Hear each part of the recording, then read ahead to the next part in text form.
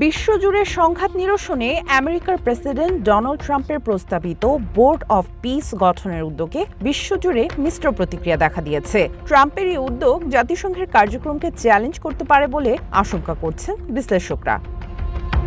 ট্রাম্পের প্রস্তাবিত board of পিসে যুক্ত হতে এরই মধ্যে ৬০ দেশের নেতাকে আমন্ত্রণ জানানো হয়েছে। শনিবার থেকে ইউরোপিয়ান দেশগুলোর রাজধানীতে পৌঁছাতে শুরু করেছে আমন্ত্রণপত্র।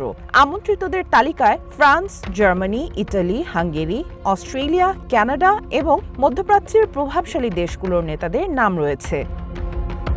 বিভিন্ন দেশের সরকার এ বিষয়ে প্রকাশ্যে এখনো কোনো বক্তব্য দেয়নি। তবে বোর্ড অফ পিস প্রতিষ্ঠা হলে জাতিসংঘের কার্যক্রমের ওপর এর প্রভাব নিয়ে গভীর উদ্বেগ প্রকাশ করেছেন বিভিন্ন দেশের কর্মকর্তারা। এমনটাই উঠে এসেছে রয়টার্সের প্রতিবেদনে।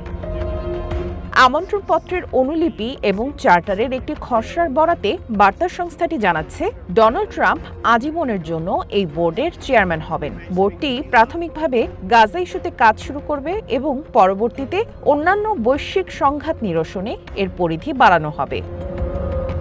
আমন্ত্রণপত্রে উল্লেখ করা হয়েছে যে সদস্য রাষ্ট্রগুলোর মেয়াদ হবে ৩ বছর। তবে যদি কোনো দেশ স্থায়ী সদস্যপদ পেতে চায় তাহলে এর তহবিলে $1 বিলিয়ন অনুদান দিতে হবে। হোয়াইট হাউস বলছে, যেসব দেশ শান্তি, নিরাপত্তা এবং সমৃদ্ধির প্রতি গভীরভাবে প্রতিশ্রুতিবদ্ধ, শুধু সেসব অংশীদার দেশকে স্থায়ী সদস্য হওয়ার সুযোগ দেয়া হচ্ছে।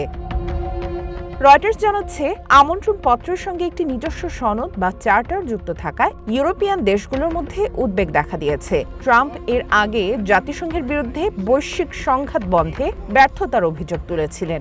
এখন এই নতুন সনদ জাতিসংঘের ভিত্তিকে দুর্বল করতে পারে বলে মনে করছেন অনেকে। পশ্চিমা কূটনীতিকদের অনেকের মতে এটি বাস্তবায়িত হলে জাতিসংঘের গুরুত্ব বিলীন হয়ে যাবে। এরই মধ্যে ইসরায়েল বোর্ড অফ পিসের গঠন নিয়ে আপত্তি জানিয়েছে। ইসরায়েলি প্রধানমন্ত্রী বেঞ্জামিন নেতানিয়াহুর কার্যালয় থেকে জানানো হয়েছে, এই বোর্ডের গঠন প্রক্রিয়ায় ইসরায়েলের সঙ্গে কোনো সমন্বয় করা হয়নি। সামিয়া জান্নাহ, ওয়ান ইন্টারন্যাশনাল ডেস্ক।